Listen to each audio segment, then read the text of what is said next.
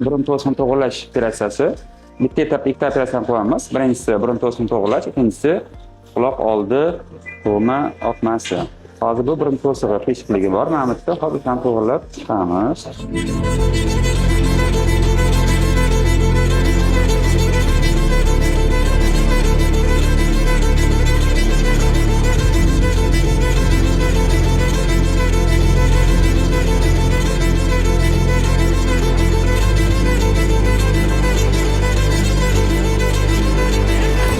Mana o'sha switchni olib tashladik.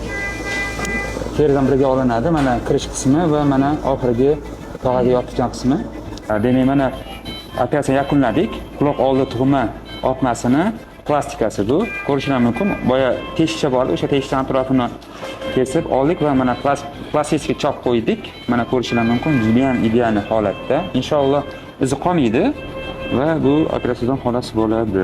Mana operatsiyani yakunladik. Bemorimizda ikkita operatsiyani bitta etapda, ya'ni burun to'sig'ini to'g'irlash va quloq oldi tug'ma oqmasi plastikasini bitta etapda bajardik. Mana hozir tugatdik. Alhamdulillah. Bemorimizda burundan erkin nafas oladi va quloq oldi yiringlashi, oqmasidan xalos bo'ldi. Kuningiz xayrli bo'lsin, salomat bo'ling.